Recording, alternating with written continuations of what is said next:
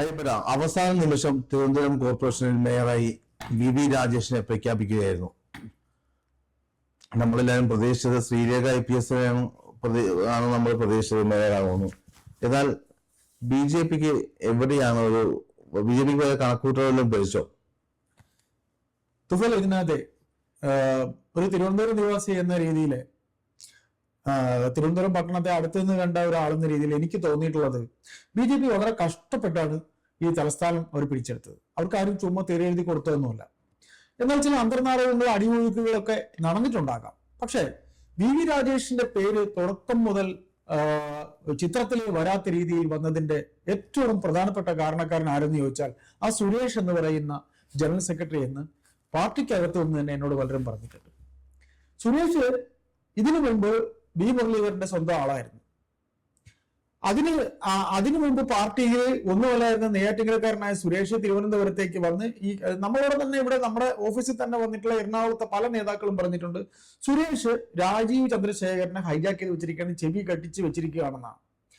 അപ്പോൾ സുരേഷിന്റെ ഗെയിം ആയിരുന്നു ശ്രീലതയെ മേയറാക്കുക എന്നുള്ളത്. ശ്രീലത IPS എന്ന് പറയുന്ന ശ്രീലേഖ IPS എന്ന് പറയുന്ന മഹതി മാഡം ശരിക്കും സർവീസ് രംഗത്ത് ഉണ്ടായിരുന്ന ഒരു ആളാണ്. ശരിയാണ്, ശാസ്ത്രമംഗലം പോലൊരു സ്ഥലത്ത് ചിലപ്പോൾ അവരെ സ്ഥാനാർത്ഥിയാക്കുമ്പോൾ ഒരു കൗൺസിലറായിട്ട് ഒരു ആദ്യപടിയാണ്, ഒരു ജനവിധി തേടുന്നതിന് ഒരു പ്രതിനിധി എന്ന രീതിയിൽ നമ്മളൊരു മിനി നിയമസഭയാണല്ലോ, ഒരു പഞ്ചായത്തായാലും കൗൺസിലായാലും. അപ്പോൾ അവരെ ഇറക്കുന്നു, അവർ ജയിക്കുന്നു. ശാസ്ത്രമംഗലം നിങ്ങൾ മനസ്സിലാക്കാനുള്ളത്, കുന്നുകുഴി എന്ന് പറയുന്ന സ്ഥലത്ത് IPB തോറ്റതിനെ വലിയ കാര്യമായി എല്ലാ മാധ്യമങ്ങളും പറയുമ്പോൾ KPCC ഓഫീസ് സ്ഥിതി ചെയ്യുന്ന എവിടെയെന്ന് അറിയാമല്ലോ, ശാസ്ത്രമംഗലത്താണ്. ആ KPCC ഓഫീസ് ഉൾപ്പെട്ട സ്ഥലത്താണ് ഒരു BJPയുടെ സ്ഥാനാർത്ഥി ജയിച്ചിരിക്കുന്നത്. കോൺഗ്രസിന് വളരെ വളക്കൂറുള്ള മണ്ണാണ്, നിരവധി പ്രാദേശിക കോൺഗ്രസ് നേതാക്കളുള്ള ഒരു സ്ഥലമാണല്ലോ. കോൺഗ്രസ് എപ്പോഴും ജയിക്കുന്ന ഒരു സ്ഥലമായിരുന്നു ശാസ്ത്രമംഗലം. അവിടെയാണ് ഒരു BJP കാൻഡിഡേറ്റ് ജയിക്കുന്നത്. അപ്പോ ഈ സുരേഷ് എന്ന് പറയുന്ന വ്യക്തി ചെവി കടിച്ച് രാജീവ് ചന്ദ്രശേഖരനെ ഭരണത്തിലേക്ക് അദ്ദേഹത്തിന് ഒന്നും ചെയ്യാൻ ശ്രമിക്കും. അദ്ദേഹം ശരിക്കും ഒരു നല്ല നേതാവാണ്, കേന്ദ്രമന്ത്രിയായിരുന്നു, കേന്ദ്രവുമായി പിടിപാടുള്ള മന്ത്രി. അദ്ദേഹം ഇന്നലെ ഇവിടെ ഇല്ല, അത് മനസ്സിലാക്കുക. അദ്ദേഹം കേന്ദ്രത്തിലുമുണ്ട്. ഈ പറയുന്ന VV രാജേഷിനെ മേയറാക്കുന്നതിലൂടെ ഉണ്ടാകുന്ന ഒരു സന്ദേശം എന്നാൽ ഏത് രാഷ്ട്രീയ പാർട്ടിയിലും പ്രവർത്തിക്കുന്ന സാധാരണ പ്രവർത്തകർക്ക് ഒരു ബൂസ്റ്റിംഗ് ആണ്, എനർജി ബൂസ്റ്റിംഗ് ആണ് VV രാജേഷിനെ പോലെയുള്ള ഒരു നേതാവിനെ അവർ മേയറാക്കുന്നതിലൂടെ കാണുന്നത്. കാര്യം ഇന്നലെ വരെ ആ പാർട്ടിക്ക് വേണ്ടി വെള്ളം കോരിയും ചെവരെഴുതിയും മതിൽ ബുക്ക് ചെയ്തും പോസ്റ്റൽ പശ തേച്ചും പോസ്റ്റർ ഒട്ടിച്ചും നടന്ന നിരവധി താഴെക്കടയിലുള്ള അണികളുണ്ട്. ആ അണികൾക്കൊരു ആവശ്യവുമായി ചെല്ലുമ്പോൾ IPS കേഡറിലിരുന്ന ഒരു മാഡത്തിനോട് സംസാരിക്കുന്നതിനേക്കാൾ VV രാജേഷിനോട് അവർക്ക് കൺവേ ചെയ്യാൻ പറ്റും. ഇത് നഗരമാണ്. നഗരം എന്ന് പറയുമ്പോൾ സാധാരണക്കാരന്റെ നിരവധി പ്രശ്നങ്ങളുണ്ട്. തുഫേൽ, തിരുവനന്തപുരം നഗരസഭയ്ക്കകത്ത് തുഫേൽ കയറി കഴിഞ്ഞാൽ നമുക്ക് തന്നെ ഈ ഉദ്യോഗസ്ഥരെ കൊണ്ട് ഒരു പണി എടുപ്പിക്കാൻ നമ്മളെ കൊണ്ട് പറ്റില്ല. യൂണിയൻ മേൽ യൂണിയൻ 10 മിനിറ്റ് ജോലി ചെയ്യുകയാണെങ്കിൽ അടുത്ത അവരെ കാണുന്ന ചിലപ്പോൾ കോഫി ഹൗസിൽ ഇരുന്ന് ചായ കുടിക്കുന്നതായിരിക്കും. അടുത്ത 10 മിനിറ്റ് ജോലി ചെയ്യുകയാണെങ്കിൽ അടുത്ത് കാണുന്ന യൂണിയൻ പ്രവർത്തനത്തിലായിരിക്കും. ഇത് എനിക്ക് നേർസാക്ഷ്യമാണ്.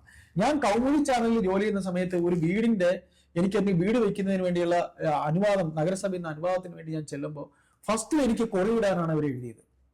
പിന്നീട് കൊടി മാറ്റി തന്നത് അന്ന് അവിടെ കൗൺസിലറായിരുന്ന ഒരു പാളയ രാജ. അദ്ദേഹം ഇപ്രാവശ്യം മത്സരിച്ചു, ജയിച്ചോ എന്ന് എനിക്കറിയില്ല. നന്തങ്കോട് അദ്ദേഹം തോറ്റുപോയി എന്നാണ് എൻ്റെ അറിവ്. കാലങ്ങളായി അദ്ദേഹം കൗൺസിലറായിരുന്നു. ഞാൻ ഉദാഹരണം പറയുക. അങ്ങനെയാണ് അവിടുത്തെ ഉദ്യോഗസ്ഥർ.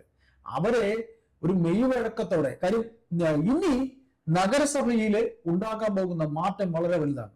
കാര്യം ചുവപ്പ് കൊടിക്ക് താഴെ ഉദ്യോഗസ്ഥ വൃന്ദങ്ങൾ എങ്ങനെ ഷൈൻ ചെയ്തോ ആ ഷൈനിങ് ഇനി തിരുവനന്തപുരം നഗരസഭയിൽ നടക്കില്ല.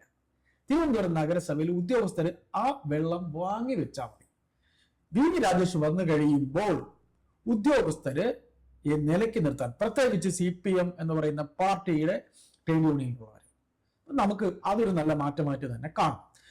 ഇവരുടെ കാര്യത്തിലേക്ക് വരുമ്പോൾ VV രാജേഷിനെ എത്ര കൊല്ലമായി അദ്ദേഹം അവിടെ കൗൺസിലറായിട്ടുണ്ടായിരുന്നു. തുടക്കം മുതൽ തന്നെ ചില സാമൂഹ്യ മാധ്യമങ്ങൾ അദ്ദേഹത്തെ വല്ലാതെ കണ്ട് ഉപദ്രവിക്കുകയായിരുന്നു. അദ്ദേഹം ഇപ്രാവശ്യം വട്ടിയൂർക്കാവിൽ നിന്നാണ് ജയിച്ചത്. അതിനുമുമ്പ് അദ്ദേഹം ജയിച്ചത് പൂജപ്പുര ജഗതി വാർഡിൽ നിന്നാണ് അദ്ദേഹം ജയിച്ചതാണ്. ജഗതി വാർഡാണോ അതേ പൂജപ്പുരയിലെ ഒരു വാർഡിൽ കൗൺസിലറാണ്. ഞാൻ ഇപ്പം നാടുമായി വലിയ ബന്ധമില്ലാത്തതുകൊണ്ട് എവിടെയാണെന്ന് കൃത്യമായി എനിക്ക് ഒരു അറിവ് കിട്ടാത്തതുണ്ട്. ഇപ്പൊ ജയിച്ചിരിക്കുന്നത് കൊടുങ്ങാനൂർ എന്ന് പറയുന്ന വട്ടിയൂർക്കാവിലെ. അപ്പോ ഏതായാലും അദ്ദേഹം ഇപ്പം മത്സരിക്കുമ്പോൾ തന്നെ ഒരു വിഭാഗം അദ്ദേഹത്തിനെ കോർണർ ചെയ്തിരുന്നു. അതിലൊരു വലിയ പങ്ക് ഈ സുരേഷിനുണ്ട്. ഇന്നലെ ഈ പറയുന്ന പോലെ അദ്ദേഹത്തിന്റെ പേര് ഇന്നലെ ഉച്ചവരെ അദ്ദേഹത്തിന്റെ പേരില്ല. ശീലാക വേറെ പലരൊക്കെ താല്പര്യത്തിന്റെ പുറത്ത് കരമന, അജിത്തോ അങ്ങനെ വേറെയൊക്കെ ഉള്ള ഒരുപാട് പേരുകൾ വന്നിരുന്നു. അപ്പൊ നമ്മൾ ഇതിൽ മനസ്സിലാക്കാനുള്ള ഒരു സംഗതി എന്ന് പറയുന്നത്, ഒരു സാധാരണ രാഷ്ട്രീയ പാർട്ടി, അത് ഏത് രാഷ്ട്രീയ, CPM ആയാലും കോൺഗ്രസ് ആയാലും ഇനി BJP ആയാലും മറ്റേത് രാഷ്ട്രീയ പാർട്ടിയാണെങ്കിലും, സാധാരണ പ്രവർത്തകർക്ക് ഊർജം നൽകുന്ന ഒരു നേതൃത്വം ഇല്ല എന്നുണ്ടെങ്കിൽ ഈ പാർട്ടി ടഭേന താഴെ പോകും. ഏത് പാർട്ടിയായാലും. CPM എന്ന് പറയുന്ന പാർട്ടി തിരുവനന്തപുരത്ത് ഇത്തരത്തിൽ ഈ ഒരു വീഴ്ച ഉണ്ടായിരുന്നുണ്ടെങ്കിൽ അതിന്റെ സംഘടനാ പിഴവ് കൊണ്ട് തന്നെയാണ്. കാര്യം തലസ്ഥാനം എന്ന് പറയുന്നത്, കേരളത്തിന്റെ തലസ്ഥാനത്ത് കാവിക്കൊടി പാറി എന്നുള്ളത് തിരുവനന്തപുരത്തെ CPM-ന് ഇതിൽ പരം, ഒരു സാധാരണ CPM കേഡറിന് ഇതിൽ പരം നാണക്കേടുണ്ടാവാനില്ല. കാര്യം തുഫൈലിന് അറിയാം, ഈ VV രാജേഷ് തന്നെ പറഞ്ഞിട്ടുണ്ട്, ആ സമരമുഖങ്ങളിൽ ഇവർ പോകുമ്പോൾ, സിൻഡിക്കേറ്റ് യോഗം കൂടാൻ പോകുമ്പോൾ, അല്ലെങ്കിൽ പോട്ടെ ഒരു സമരത്തിലൊക്കെ അന്ന് എത്ര BJP-കാരാണ് തുടക്കത്തിൽ കിട്ടിയത്. ഈ VV രാജേഷിന്റെ നാവും തുമ്പം തന്നെ ഇന്ന് രാവിലെ അത് ഏഷ്യാനെറ്റ് ന്യൂസിൽ സംസാരിക്കുമ്പോൾ പറഞ്ഞതാണ്. കാരണം അവിടെ ഒരു BJP വളക്കൂറുള്ള മണ്ണാക്കി തീർത്തതിൽ മുഖ്യ പങ്ക് CPM-നുണ്ട്. അതിനെ സംബന്ധിച്ചുള്ള കുറെ ഡേറ്റാസ് നമ്മുടെ ചീഫ് എഡിറ്റർ TP നന്ദകുമാർ അദ്ദേഹത്തിന് കിട്ടിയിട്ടുണ്ട്. അപ്പൊ അദ്ദേഹം ചിലപ്പോൾ അടുത്തൊരു ടോപ്പിക് അദ്ദേഹം ചിലപ്പോൾ സംസാരിച്ചേക്കും. കാര്യം എനിക്ക് വിശ്വസിക്കാൻ കഴിയുന്നില്ല. കാര്യം CPM-ന് കിട്ടാൻ സാധ്യത ഉണ്ടായിരുന്ന, ജയിക്കാൻ സാധ്യത ഉണ്ടായിരുന്ന പല വാർഡുകളിലും വോട്ട് മറിച്ച് BJP-ക്ക് പോയി എന്ന കണക്കുകളാണ് വ്യക്തമാകുന്നത്. ഏതായാലും VV രാജേഷ് നല്ല ജനകീയനായ ഒരു നേതാവാണ്. അതേ ആദ്യം SFI-കാരനായിരുന്നു, ഒരു കമ്മ്യൂണിസ്റ്റ് കുടുംബ അംഗമാണ്, നെടുമങ്ങാട്ടത്തെ ഒരു വലിയ കമ്മ്യൂണിസ്റ്റ് കുടുംബാംഗമാണ്. ഏതായാലും മേയർ ആര്യ രാജേന്ദ്രൻ, പഴയ മേയർ ആര്യ രാജേന്ദ്രൻ ഇരുന്ന സീറ്റിലേക്ക് ഏറെ പക്വതയോടെ കാര്യങ്ങൾ ചെയ്യാൻ, എന്റെ രാഷ്ട്രീയം BJP അല്ല എങ്കിലും ഞാൻ പറയുകയാണ്, ആദ്യം ഞാൻ പറഞ്ഞിടത്തേക്ക് തന്നെ ചെല്ലുന്നു. ഒരു സാധാരണ രാഷ്ട്രീയ പ്രവർത്തകന് ഇതിൽ പരം ഒരു ബൂസ്റ്റിംഗ് ഒരു രാഷ്ട്രീയ പാർട്ടിക്ക് നൽകാൻ ഇല്ല എന്നുള്ള കാര്യം വളരെ വ്യക്തമാണ്. ഒരു രാഷ്ട്രീയ, ഇപ്പം ഞാനായാലും നിങ്ങളായാലും ഒരു രാഷ്ട്രീയ പാർട്ടിയിൽ ഉണ്ടെങ്കിൽ നമ്മൾ നോക്കുമ്പോൾ ഇന്നലെ വരെ കൊടിപിടിച്ച് നടന്ന ഒരാളിനെ നേതാവാകുന്നതും ഒരു അക്കാഡമിക് ക്വാളിഫിക്കേഷനും അവർ വേറെ ഏതെങ്കിലും തരത്തിൽ വർക്ക് ചെയ്തിട്ട് പെട്ടെന്ന് കയറി വരുമ്പോൾ, അവർ ഇന്നലെ വരെ ഇരുന്ന ഒരു പദവി പോലെ മറ്റൊരു പദവി തേടി വരുമ്പോൾ, പദവികൾ ഒന്നിൽ നിന്നിറങ്ങി മറ്റൊരു പദവി. സാർ അത് ശരിയല്ല. അത് ഏത് രാഷ്ട്രീയ പാർട്ടിയിലെ മേധാവികളുണ്ടെങ്കിലും സാർ അത് ശരിയല്ല. അത് നിങ്ങൾ കാണിക്കുകയാണെങ്കിൽ അത് തെറ്റാണ്. അപ്പൊ ഇവിടെ പറഞ്ഞു കേൾക്കുന്നത് മണിക്കൂറുകൾ കൊണ്ട്. അവിടെ കെ സുരേന്ദ്രനാണ് ഇടപെട്ടിട്ടുണ്ടെങ്കിൽ സുരേന്ദ്രന് പാർട്ടിയോട് കൂറുണ്ട്. മുരളീധരനാണ് ഇടപെട്ടെങ്കിൽ അദ്ദേഹത്തിന്റെ പ്രസ്ഥാനത്തോട് കൂറുണ്ട്, അദ്ദേഹത്തിന് അണികളോട് കമ്മിറ്റ്മെന്റ് ഉണ്ട്. ആരൊക്കെ ഇടപെട്ടിരുന്നാലും മറ്റു പേര് വെട്ടി VV രാജേഷിനെ ആക്കിയെങ്കിൽ ആ സംഘടനയിലുള്ള അണികൾ അല്ലെങ്കിൽ മറ്റുള്ളവർ, ഇതിൽ വേറെ ഉണ്ട്. ഈ കൗൺസിലർമാരോടൊക്കെ ചോദിച്ചപ്പോ അവർ പറഞ്ഞ പേര് VV രാജേഷ് എന്നാണ് നമുക്കറിയാൻ കഴിയുന്നത്. കാര്യം അവർക്കൊപ്പം പ്രതിപക്ഷത്തിരുന്ന ആളാണ് VV രാജേഷ്. പിന്നെ ഒന്നുകൂടെ ചില സാമൂഹ്യ മാധ്യമങ്ങൾ VV രാജേഷിനെ കോർണർ ചെയ്യാൻ ഭയങ്കരമായി ശ്രമിച്ചു എന്നുള്ള കാര്യം ഉറപ്പാണ്. ചില കോൺഗ്രസ് ബെൽറ്റ് സാമൂഹ്യ മാധ്യമങ്ങൾ തിരുവനന്തപുരത്ത് VV രാജേഷ് ആ മണ്ഡലത്തിൽ ഒന്നും ചെയ്തില്ല, ഈ മണ്ഡലത്തിൽ ഒന്നും ചെയ്തില്ല, ഇവിടെ ജയിക്കില്ല എന്നൊക്കെ പറഞ്ഞ് കഥകൾ ഉണ്ടാക്കി. ഏതായാലും ഒരു സാധാരണ രാഷ്ട്രീയ സംഘടനയ്ക്ക് അവരുടെ അണികളെ, ഏത് രാഷ്ട്രീയ പാർട്ടി ആയാലും അവരുടെ അണികളെ തൃപ്തിപ്പെടുത്താൻ, കാര്യം മേലിന്റെ ഒരു തീരുമാനം ഞങ്ങൾ പറയും, അത് നിങ്ങൾ അനുസരിച്ചാൽ മതി എന്ന അടിച്ചേൽപ്പിക്കൽ, ആ അടിച്ചേൽപ്പിക്കൽ എന്നൊരു മാറ്റി നിർത്തലാണ് VV രാജേഷ് മേയറായി തിരുവനന്തപുരത്ത് വരുന്നത്.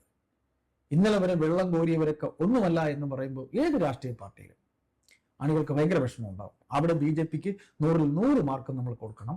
അത് BJP-യുടെ സംഘടനാ മികവ്. അതിന് സുരേന്ദ്രനായാലും മുരളീധരനായാലും കേന്ദ്രത്തിന് അത് ഒരു വേള അംഗീകരിക്കേണ്ടി വന്നു. അങ്ങനെ VV രാജേഷ് മേയറാകുന്നു. കൗൺസിലർമാരുടെ പൂർണ്ണമായ സപ്പോർട്ട് അദ്ദേഹത്തിന് ഉണ്ടായിരുന്നു. അത് തന്നെയാണ് അദ്ദേഹം ആകുന്നത്. അദ്ദേഹം ഇന്ന് സത്യപ്രതിജ്ഞ ചെയ്യും. 51 പാറ്റൂർ രാധാകൃഷ്ണൻ അദ്ദേഹത്തിനെ സപ്പോർട്ട് ചെയ്യാമെന്ന് പറഞ്ഞിട്ടുണ്ട്. ഏതായാലും തിരുവനന്തപുരത്തിന്റെ മുഖം മാറുന്നു എന്നുള്ളത് വളരെ നല്ല കാര്യമാണ്. മറ്റ് രാഷ്ട്രീയ പാർട്ടികളുടെ അമിത അഹങ്കാരത്തിന് ചെവിട്ടത്ത് കിട്ടുന്ന നല്ലൊരു ഏറ്റ അടി തന്നെയാണ് ഇതെന്ന് തന്നെ നമുക്ക് പറയാം.